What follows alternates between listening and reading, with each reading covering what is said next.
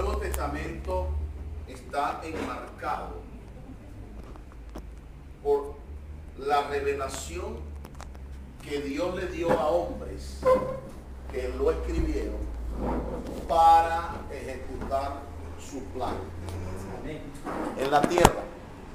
Sabemos que el hombre se degradó, el hombre se corrompió, Dios se hizo hombre en Jesús y vino a cumplir la justicia del Padre para salvarnos. Y en la resurrección el Señor engendró a la iglesia. ¿No es cierto?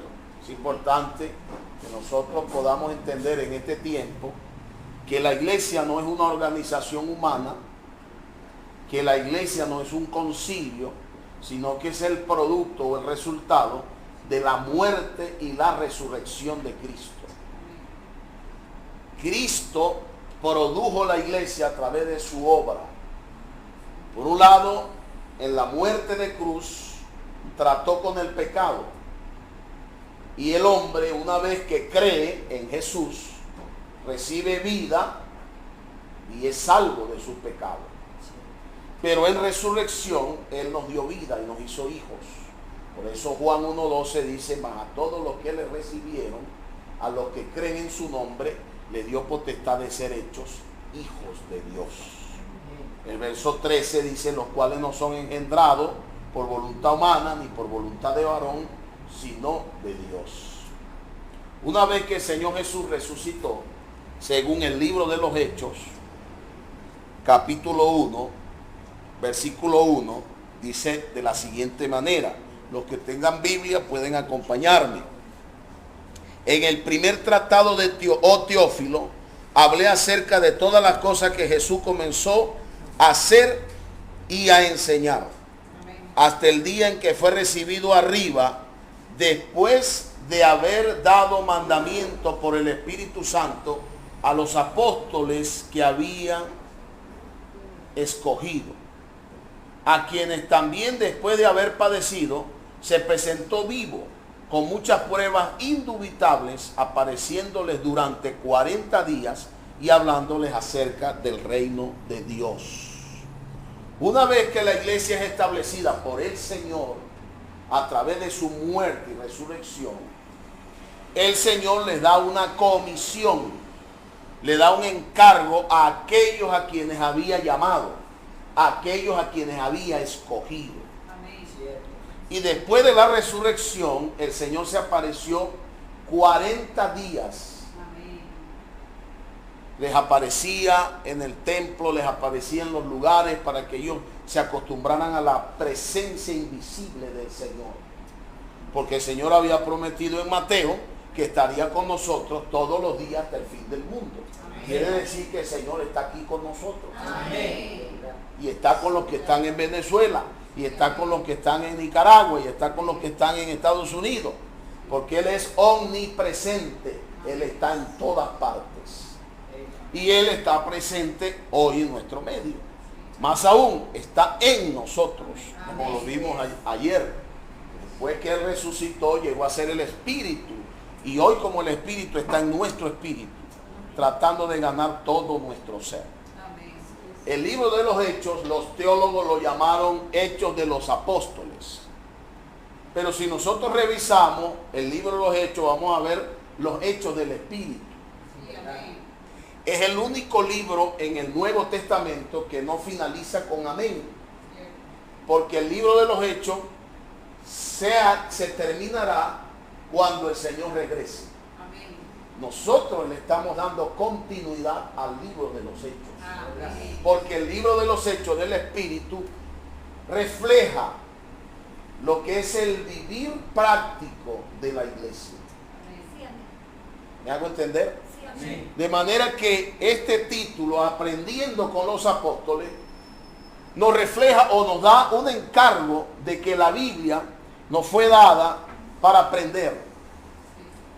Las personas que aparecen aquí, básicamente el Nuevo Testamento está enmarcado por 4 personajes.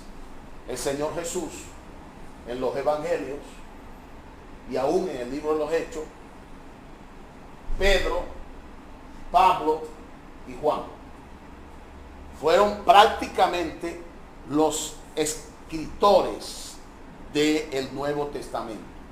Aunque tenemos a Judas con una carta, Judas que no es el Iscariote, tenemos a Santiago con una carta. ¿Me explico? ¿Quién más? Solamente Santiago y Judas, porque el resto de las epístolas son de Pablo, de Pedro y de Juan. De Pablo son 14, de Pedro son 3. Marcos, que fue escrito por Marco, pero Pedro fue quien lo dictó. Primera y segunda de Pedro.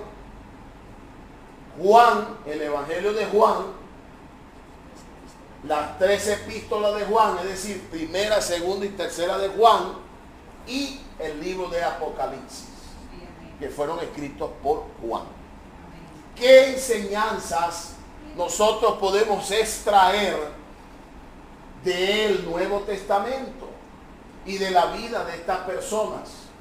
Obviamente no tenemos el tiempo para hablar todo lo que podemos aprender, pero en este día yo quisiera, en este tiempo que el Señor me está permitiendo compartirles, yo quisiera mostrarles asuntos bien cruciales que definen el desarrollo y el crecimiento de la salvación de los creyentes, que Dios le mostró a los apóstoles para que hoy nosotros podamos practicarlas, podamos aprenderlas. Para continuar, me gustaría leer en el libro de Timoteo una epístola del apóstol Pablo. Si mal no recuerdo, es primera de Timoteo. No, es segunda de Timoteo, capítulo 3, versículo 16 y versículo 17. Dice de la siguiente manera: toda la escritura es inspirada por Dios y útil para enseñar, para redarguir, para corregir, para instruir en justicia, a fin de que el hombre de Dios sea perfecto, enteramente preparado para toda buena obra. El objetivo de Dios al darnos su palabra, donde está el contenido de la obra y el trabajo de los apóstoles, es para que nosotros podamos ser instruidos, para que nosotros podamos ser preparados para toda buena obra, para que nosotros podamos ser corregidos, para que nosotros podamos ser dirigidos, guiados, ayudados, alimentados, y podamos ver en cada experiencia de la palabra identificarnos con ella y ser ayudados con estas palabras. Por eso la palabra de Dios, y yo decía ayer y hoy lo quiero repetir, es la boca de Dios. Toda escritura es inspirada por Dios. Dios la inspiró. Hombres de Dios la escribieron, inspirados por el Espíritu Santo. Y cuando usted abre la Biblia, usted abre la boca de Dios. Y cuando usted abre la boca de Dios, usted puede saber lo que está en el corazón de Dios.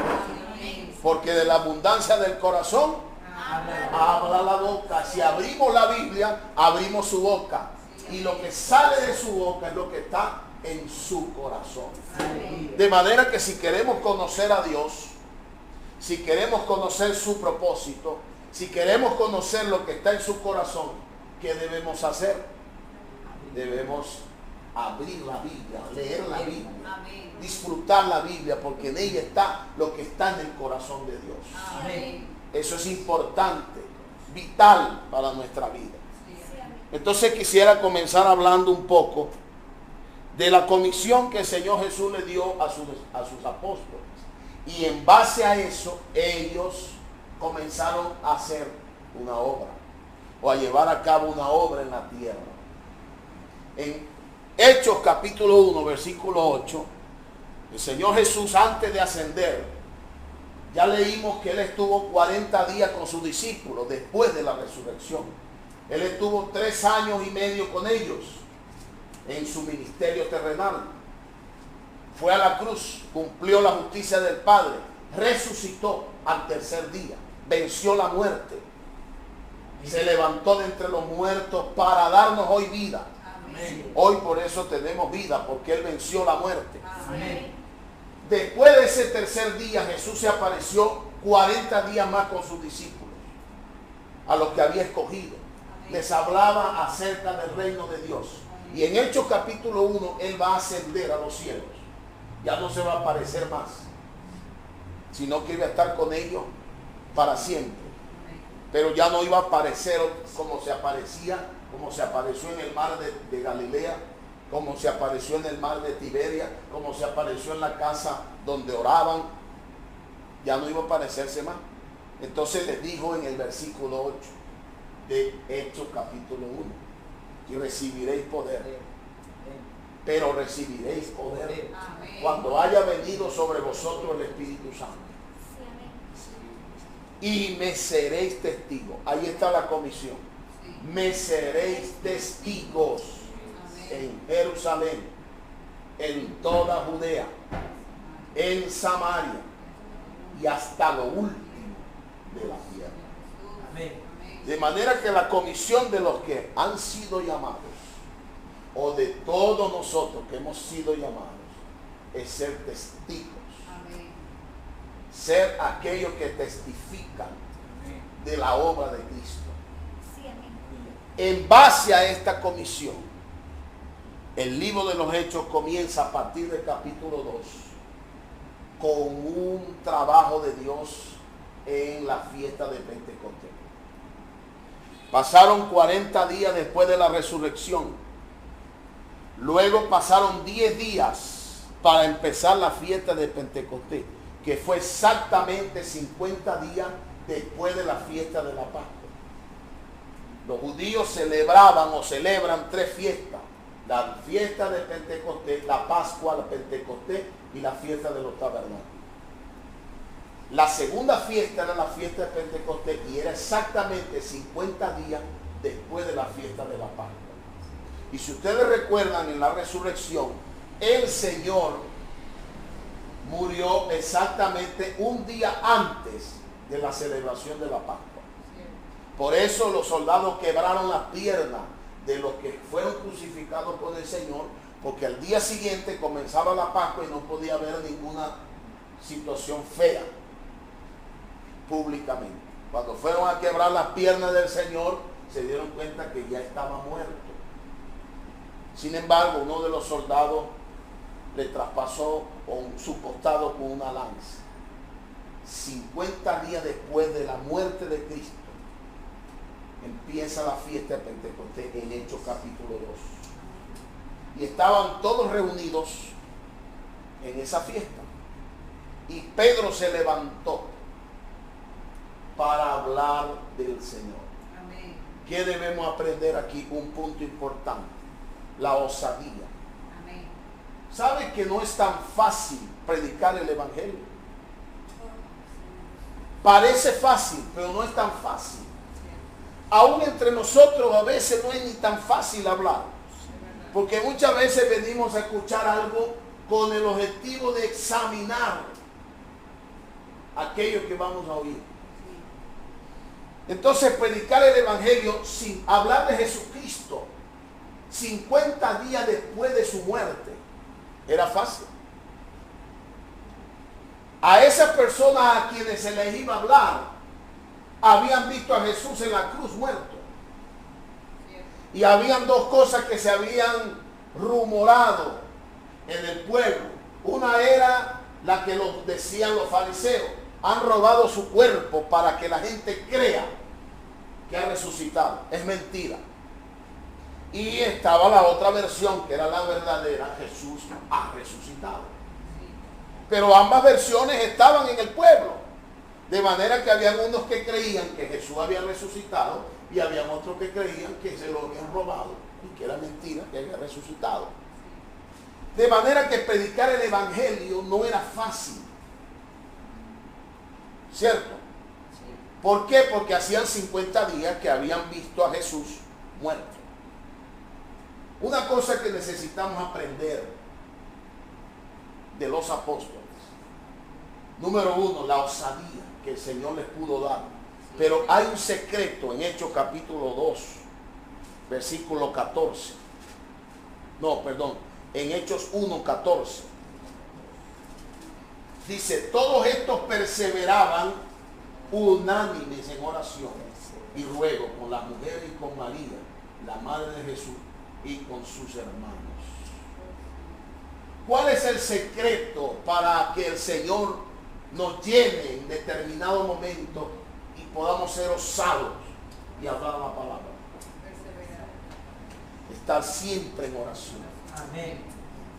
Cuando usted se monta en el bus dice aquí, usted comienza a orar. Señor, necesito ser testigo. Necesito ser tu testigo. Dame una persona para ganarla. Dame una persona a quien le pueda decir, Jesucristo te ama. Murió por ti. Murió por tus pecados. ¿Sabe, hermano? Porque el ambiente que había en Jerusalén en ese tiempo es el mismo ambiente que hoy hay en nuestros países. Un ambiente pesado, donde la gente ya no quiere creer en nadie. La gente está decepcionada. La gente está cansada de oír y no ver. La gente está cansada de ver personas hablando algo que no viven. Pero el Señor nos ha dado un encargo. Y es algo que necesitamos aprender. Ser testigos en Costa Rica. En nuestro vecindario.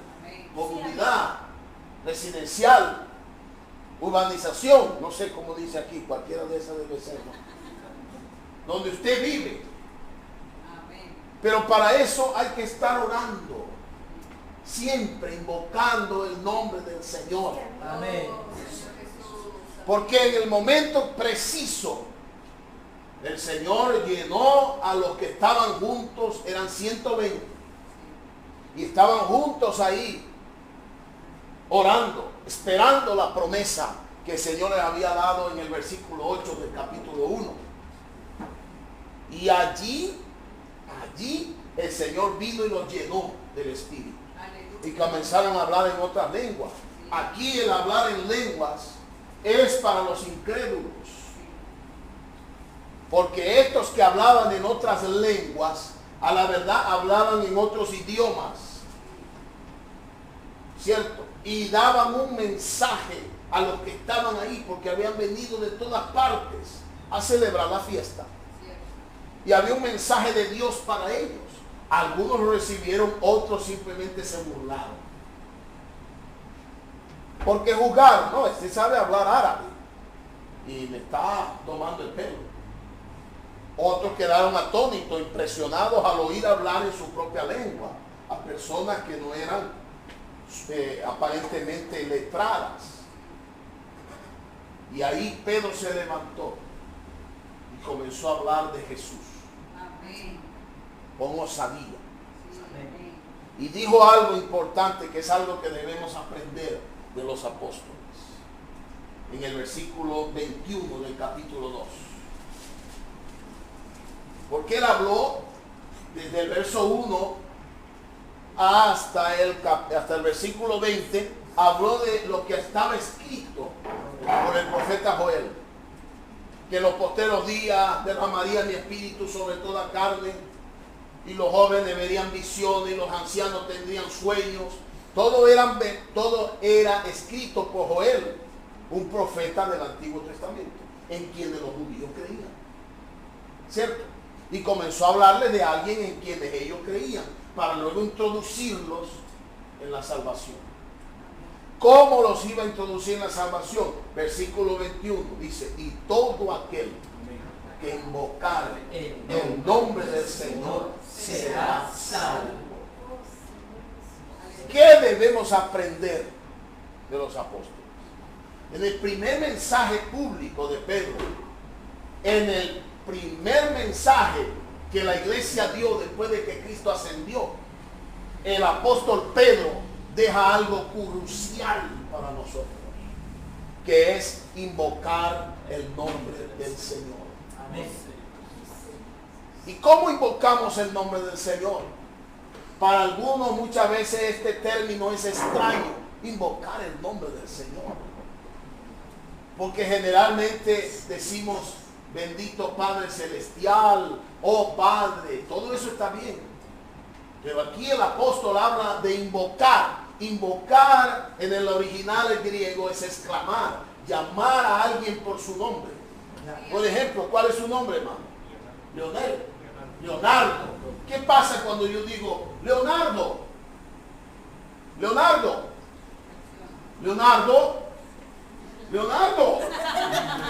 Ah, Leonardo está aquí. El nombre de Leonardo denota una persona viva que está aquí con nosotros. ¿Cierto? Cuando yo digo, por ejemplo, Milton, está por allá atrás. Ah, ¿sí, varón? Sí, varón. Contesta, porque yo estoy llamándolo por su nombre. ¿Qué pasa cuando decimos Jesús? Cuando decimos Señor Jesús. A ver, digan conmigo, Señor Jesús. Otra vez, Señor Jesús. El Señor viene.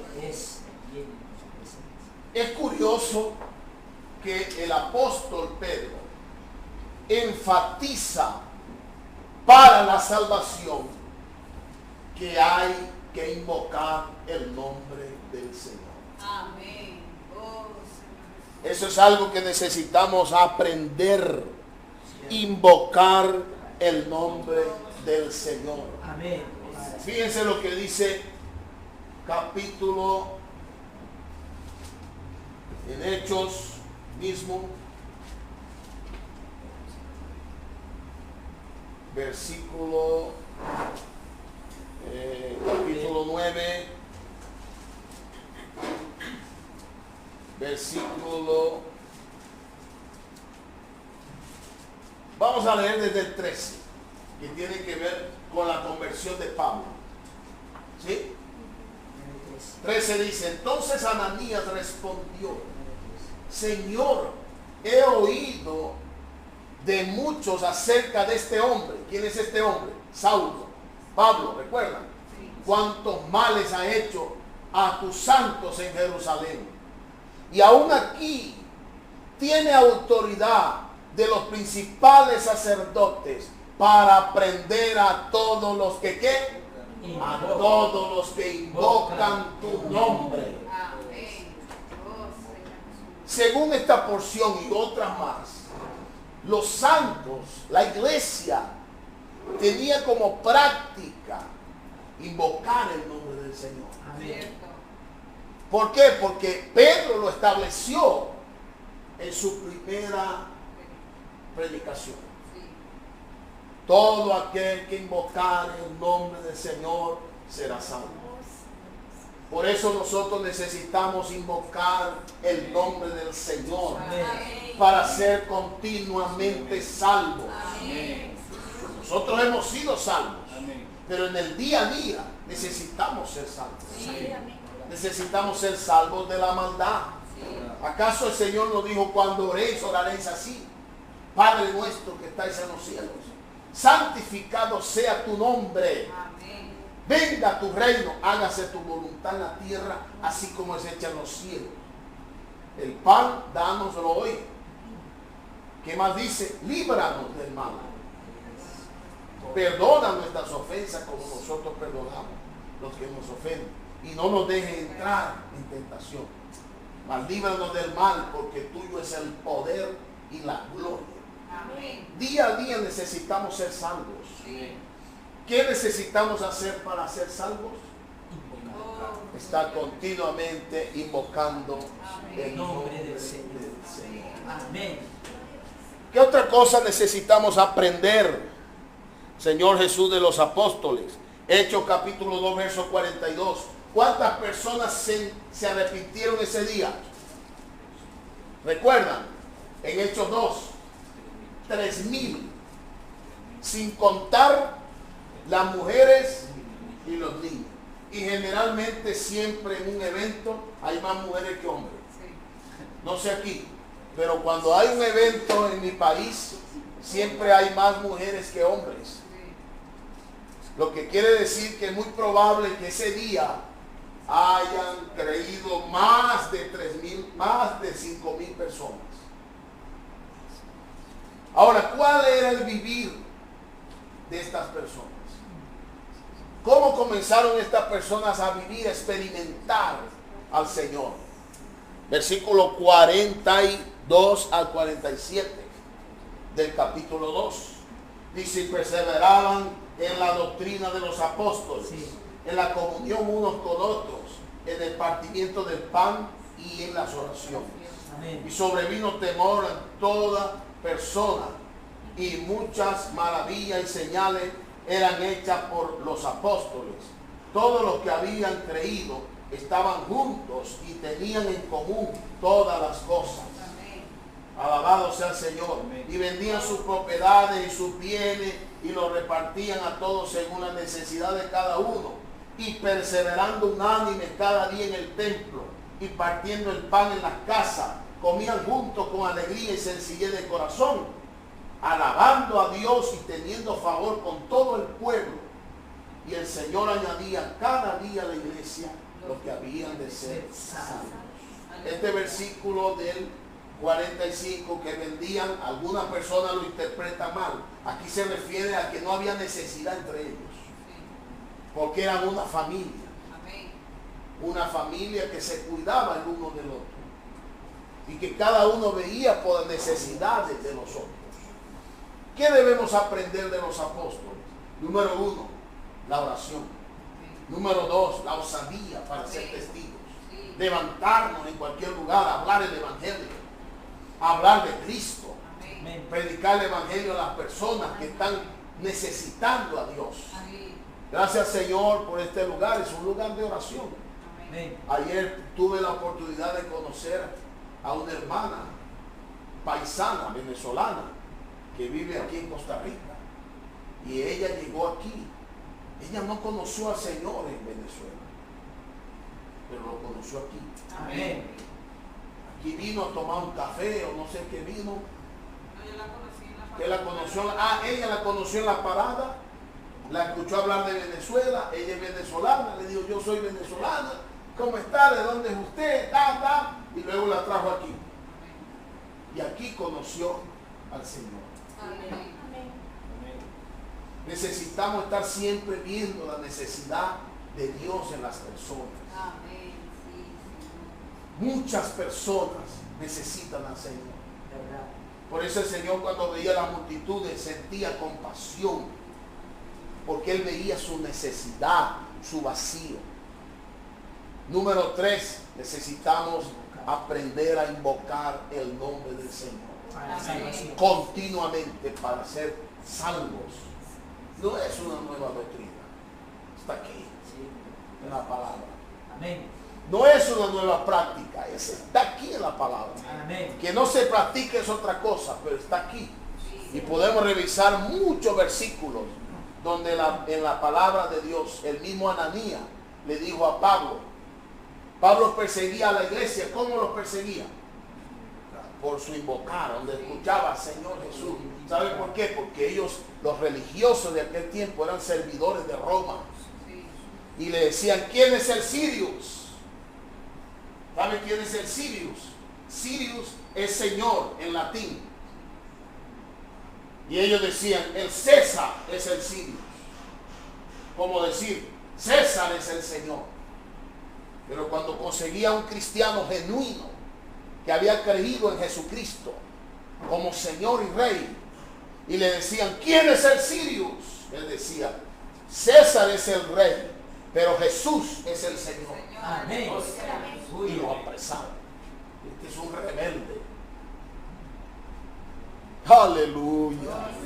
Hoy nosotros podemos invocar el nombre del Señor. Amén. Con libertad. Amén. Podemos entrar al autobús y decir: Jesús es el Señor. Amén. Y la gente quizás nos mire: este se volvió loco.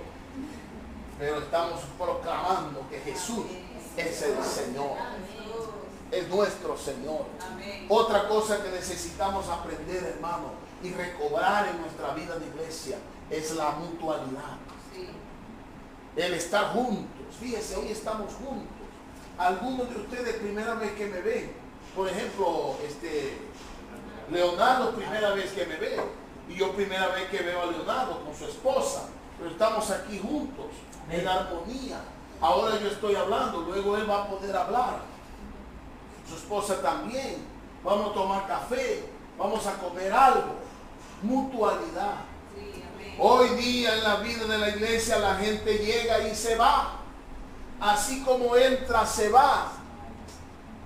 Increíble que muchas personas tienen años reuniéndose en un lugar y no conocen la casa de su hermano. Nunca han comido en la casa de nadie.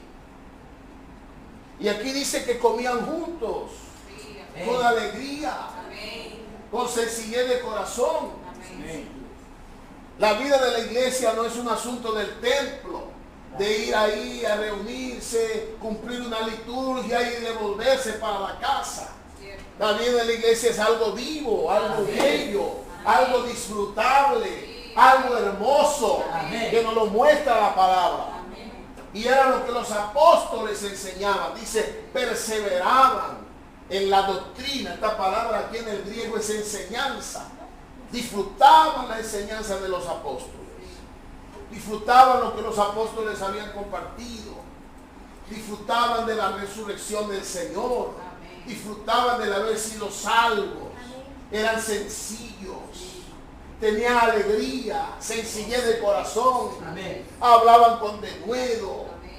No tenían miedo porque el Espíritu Santo estaba en ellos y los había llenado para enfrentar la muerte. Por eso encontramos un Esteban en el capítulo 7 de los Hechos, muriendo con alegría. ¿Es fácil morir? ¿Quién quiere morir? Nadie quiere morir. Pero cuando Esteban estaba siendo apedreado, vamos a leer Hechos 7. Me gusta mucho. 59.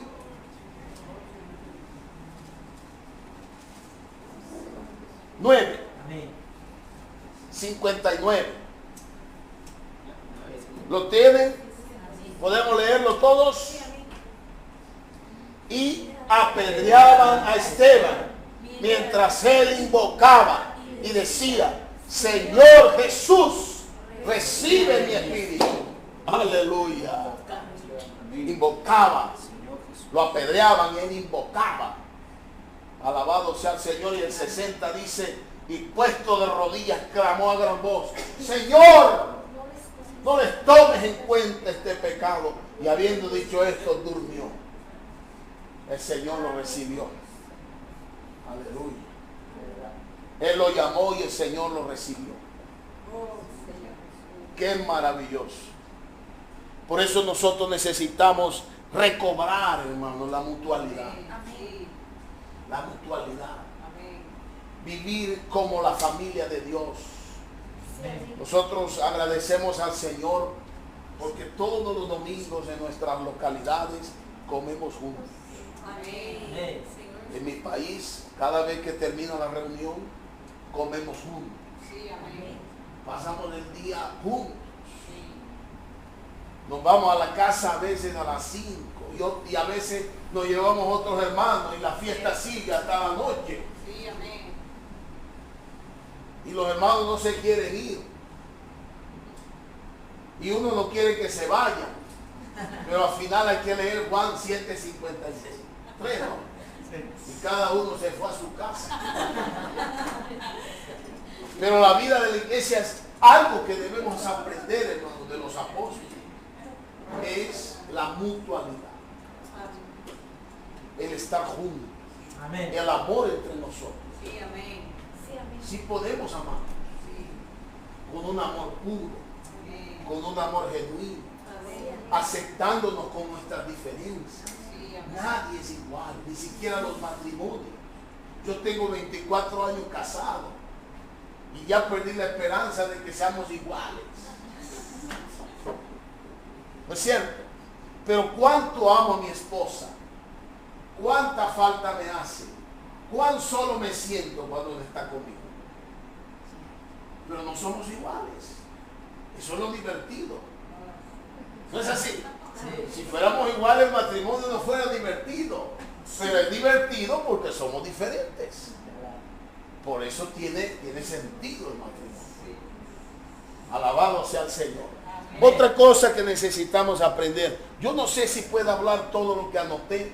Lo que sí siento es que hay una reciprocidad en lo que estoy hablando, en lo que ustedes están recibiendo, que tengo una alegría en mi corazón.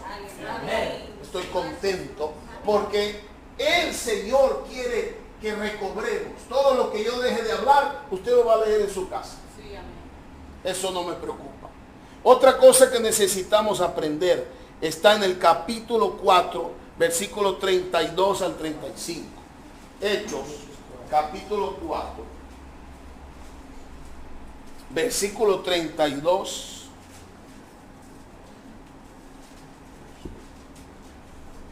al 35. Dice: y la multitud de los que habían creído eran de un corazón y un alma. Y ninguno decía ser suyo propio nada de lo que poseían, sino que tenían todas las cosas en común. Y con gran poder los apóstoles daban testimonio de la resurrección del Señor Jesús, y abundante gracia era sobre todos ellos. Así que no había entre ellos ningún necesitado, porque todos los que poseían heredades o cosas la vendían y tenían el precio de lo vendido y lo ponían a los pies de los apóstoles, y se repartía a cada uno según su necesidad.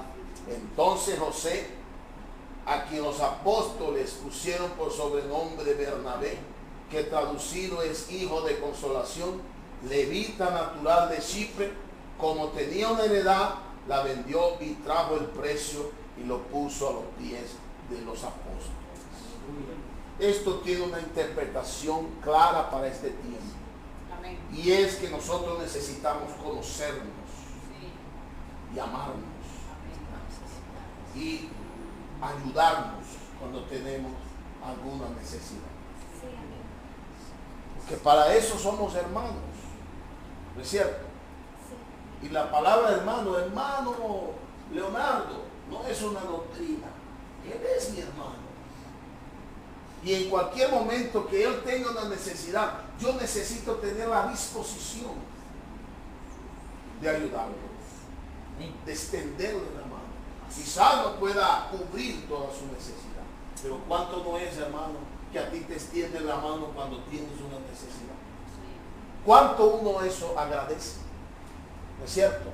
Debemos estar siempre dispuestos a ayudar, a cooperar los unos con los otros. Quería leer una porción del libro, un pedacito de la página 11 al final. Dice así, leerlo para ustedes porque me pareció muy interesante. Me gustaría hacer un paréntesis aquí antes de seguir con lo ocurrido en Hechos 8. Lamentablemente, con el paso del tiempo, la práctica de la vida de la iglesia relatada en el libro de los Hechos se perdió por los constantes desvíos de la palabra de Dios. Los hombres fueron adaptando el concepto de iglesia a sus preferencias y elecciones. Por ese motivo, muchos piensan que la iglesia es un conjunto de formas, doctrinas e incluso un templo material. Pero la revelación del Señor sobre la realidad de la iglesia no se relaciona a templo físico construido por el hombre, tampoco a doctrina y tradiciones humanas, sino a un vivir diario de seguir al Señor. La vida de la iglesia tiene como objetivo, es decir, nosotros somos cristianos o hijos de Dios, que fuimos constituidos la iglesia, porque recuerden, yo no sé, creo que fue el miércoles que yo hablé acerca de la iglesia y mostré que la iglesia no es un templo. Generalmente uno mañana, domingo, ¿no? ¿Para dónde va usted mañana en la mañana? Usted dice, voy para la iglesia. Porque cuando chiquitos, cuando estábamos aprendiendo a veces las vocales, decía A de avión y un avioncito. E de elefante y un elefante. I de iglesia y una casita con una cruz. Entonces desde pequeño nosotros como que relacionamos iglesia con un lugar físico. Porque aún seguimos diciendo voy para la iglesia. Pero la iglesia realmente es un vivir. Es una vida que se vive. De hecho, la palabra iglesia tiene dos raíces griegas. Eclesia. Casa. Eclesia. Eclesia, arreglo. Entonces la iglesia es la asamblea de los que han sido llamados hacia afuera. Iglesia es asamblea.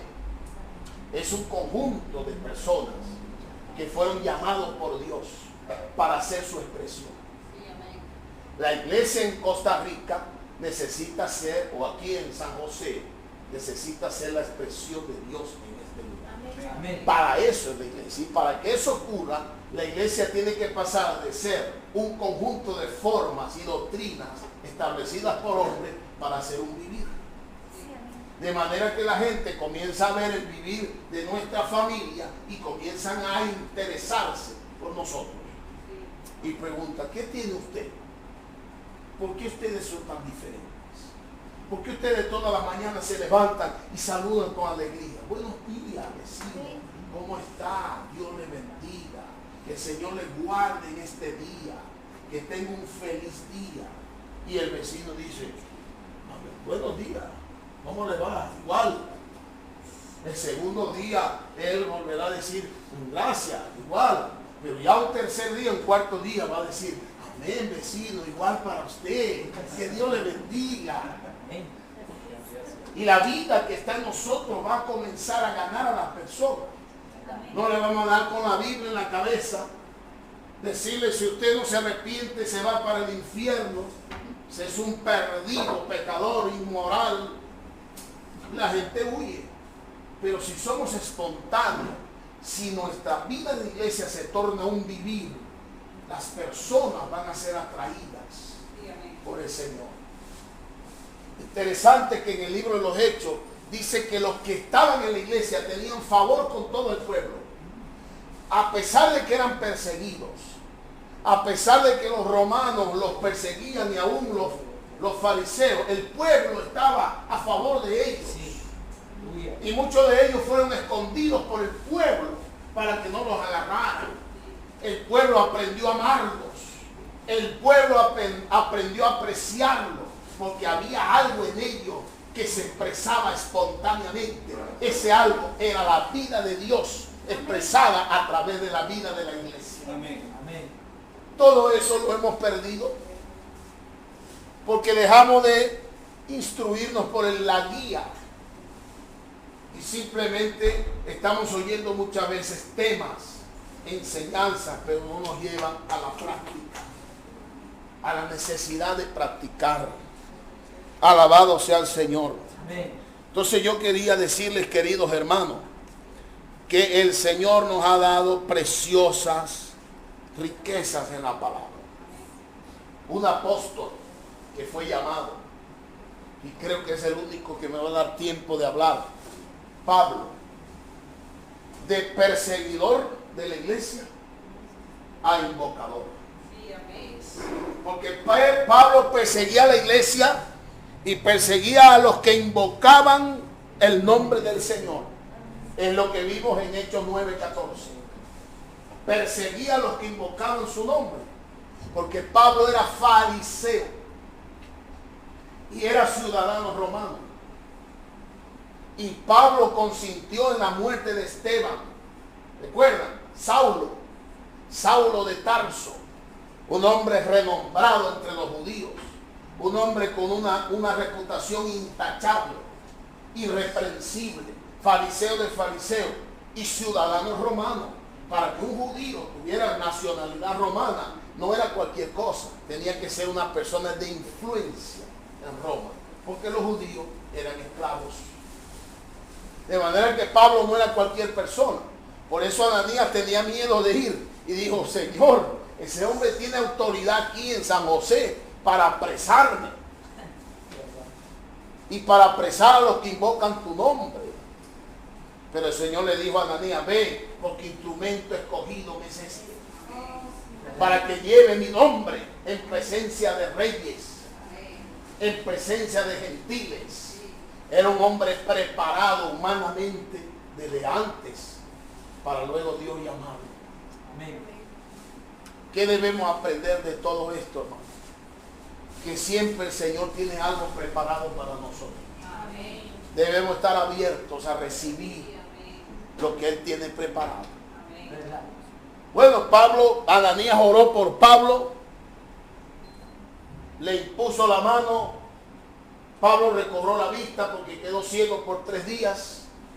Y Ananías le dijo a Pablo: levántate y bautízate y lava tus pecados, invocando su nombre. Amén.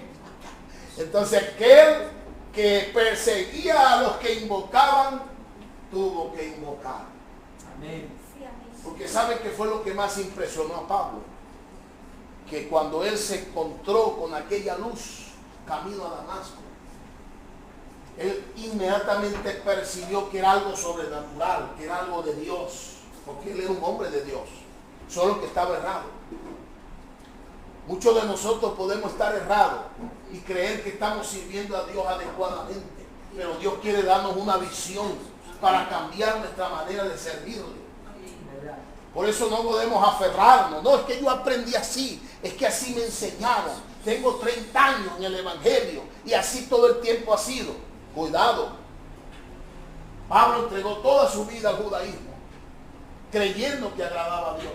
De hecho, perseguía a los hijos de Dios, creyendo que ellos estaban en contra de Dios. Y ese corazón Dios lo vio y por eso lo encontró.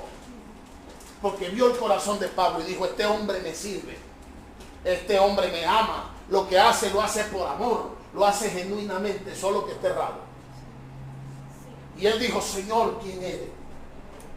Y Jesús le dijo: yo soy Jesús, a quien tú persigues.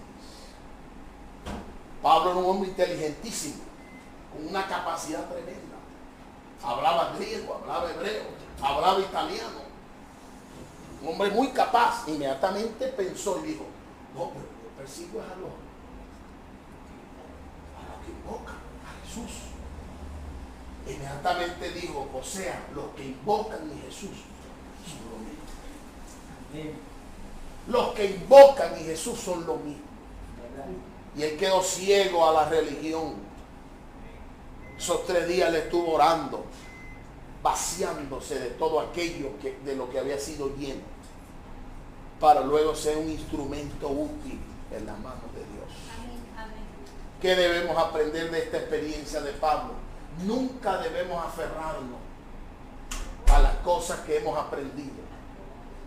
Debemos siempre estar abiertos a lo que Dios defina, porque Dios puede cambiarnos o movernos el piso que tenemos en cualquier momento.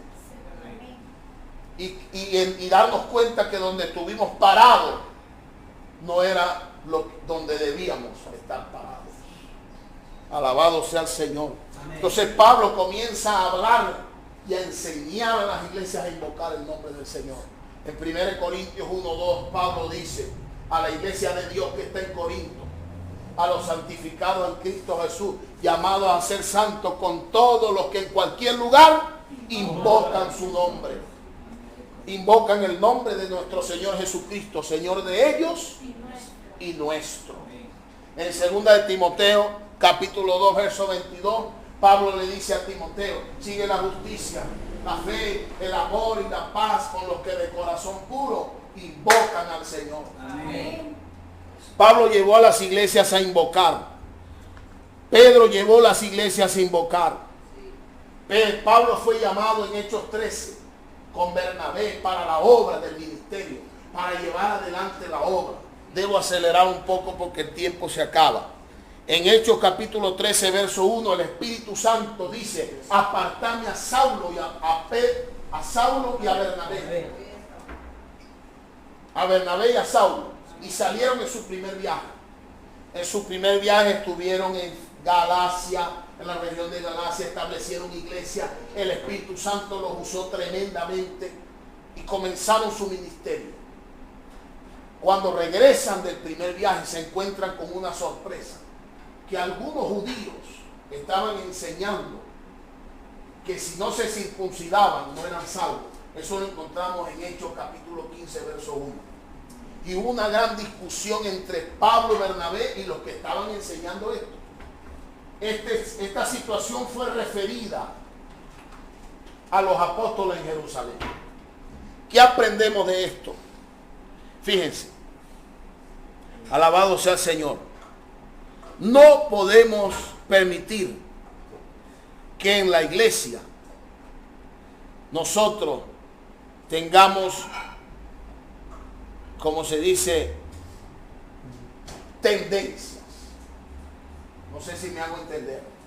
Porque una vez que las tendencias entraron en la iglesia, se acabó todo aquello que leímos anteriormente. Porque comenzaron a haber preferencias. Los judíos querían que en la iglesia se practicara el judaísmo, cuando el Señor Jesús había de alguna manera abolido el judaísmo y había entrado la era de la gracia. En Hechos capítulo 15 hubo una gran discusión. Hasta sacerdotes, fariseos y escribas que habían creído impusieron su posición y finalmente salió una carta para los gentiles que al final afectó mucho a las iglesias. Por eso es que usted encuentra en el Nuevo Testamento como modelos positivos y negativos a las iglesias entre los gentiles. Usted no encuentra las iglesias entre los judíos en el Nuevo Testamento. ¿Por qué? Porque las iglesias entre los judíos se mezclaron con el judaísmo y no pudieron cumplir el propósito de Dios. Esto es importante que nosotros aprendamos. No todo lo que brilla es oro, dice en Venezuela. Y también. No todo lo que dice ser iglesia está cumpliendo el propósito de Dios. Curioso. Dios comienza entonces a separar su obra en el Nuevo Testamento. Porque algunos prefirieron seguir las doctrinas, la letra, las enseñanzas de hombres que seguir al Espíritu. Y una clara evidencia de seguir al Espíritu está en el segundo viaje de Pablo. Cuando Pablo, en Hechos 16, y eso sí me gustaría que lo leyéramos.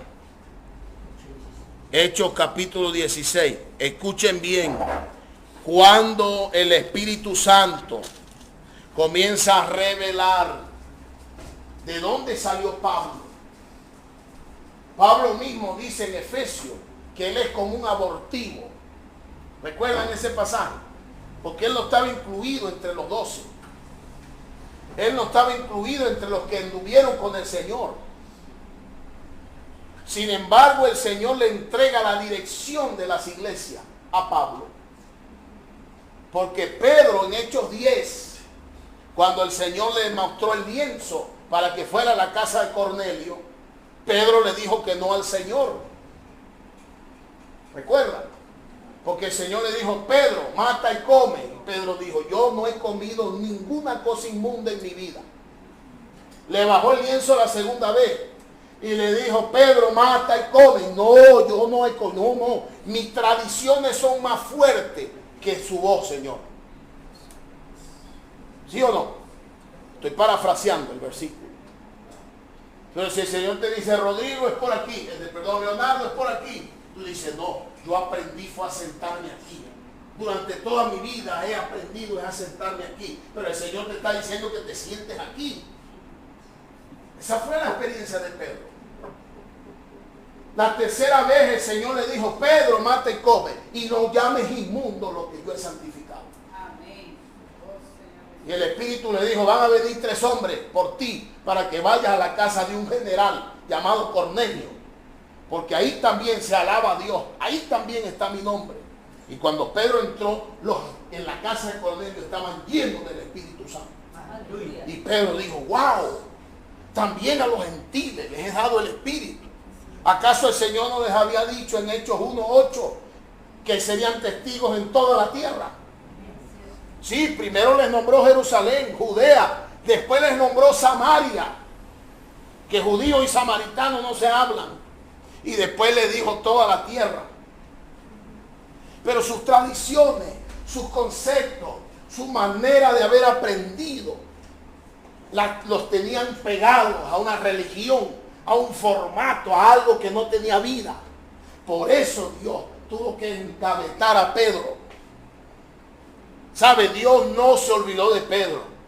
Por eso encontramos al Pedro diferente de las epístolas, al de los evangelios y al del libro de los Hechos.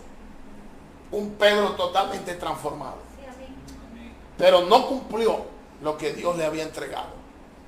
Porque el ministerio que Pablo llevó a cabo era para Pedro. Pero él le dijo que no al Señor. Al final Pedro en Hechos 10 dice, bueno hermanos, aleluya, Dios me mandó aquí.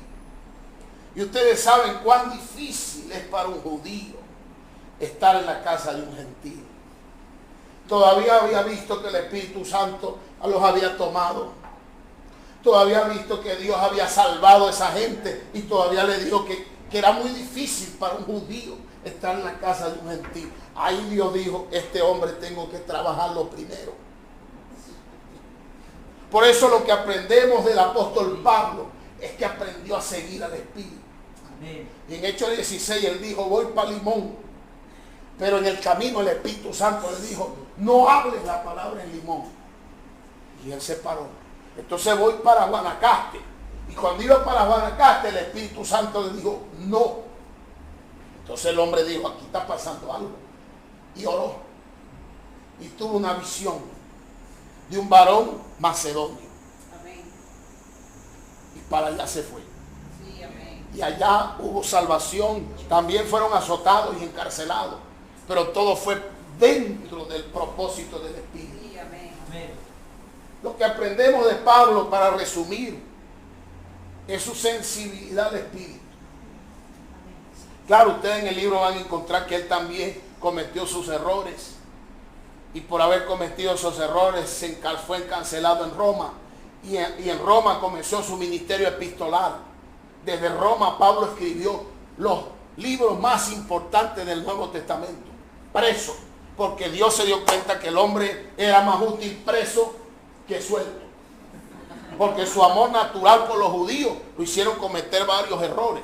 Al punto de que casi hace un voto de nazareato. Iba a retroceder, a echar por tierra todo lo que ya había hablado en las iglesias entre los gentiles. Fíjense tanto que deberíamos hablar aquí. Pasaríamos una semana hablando de la experiencia de Pablo, las de Pedro y las de Juan. Resumen, Pablo aprendió a ser restringido por el Espíritu Santo. Pedro aprendió a trabajar su persona rápida, su persona anímica. Amén. En los evangelios encontramos a Pedro diciendo, ¿tu maestro paga impuestos? Sí. Y después le pregunta, Señor, ¿tú pagas impuestos? Y el Señor le dice, Pedro, los hijos de los reyes pagan impuestos. Entonces vaya, saque un pez. Y en ese pez vas a encontrar un estatero.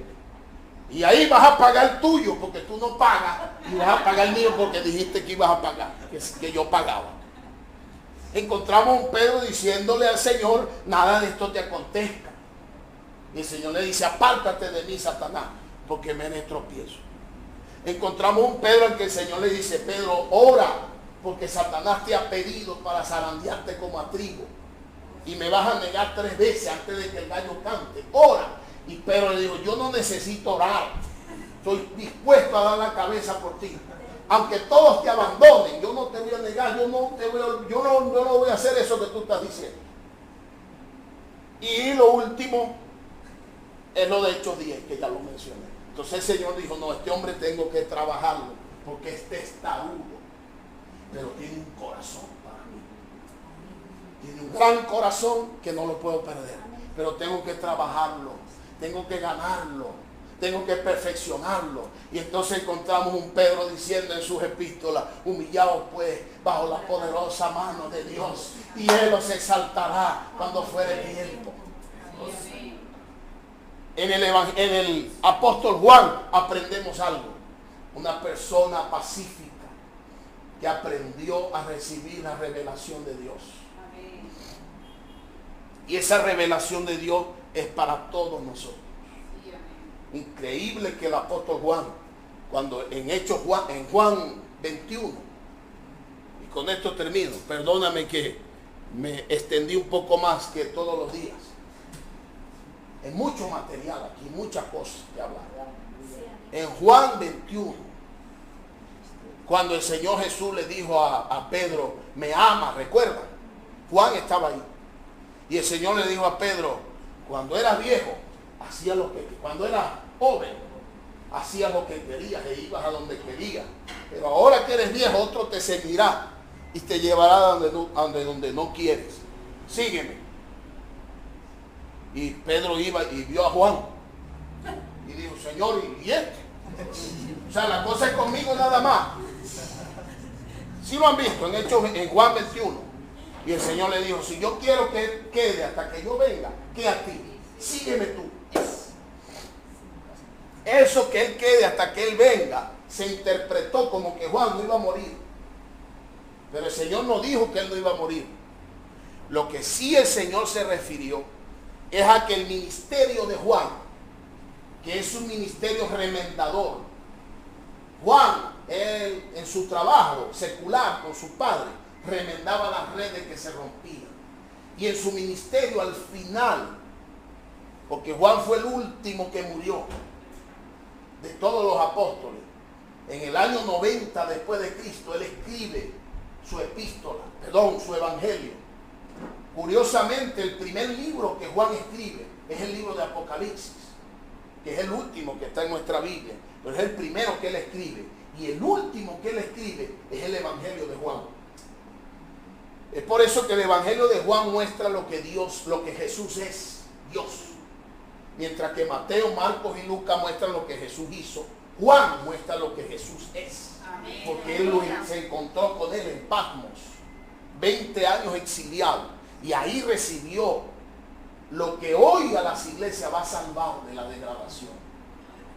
Espíritu y vida. Es lo único que va a salvar las iglesias de la degradación en la que van a pico.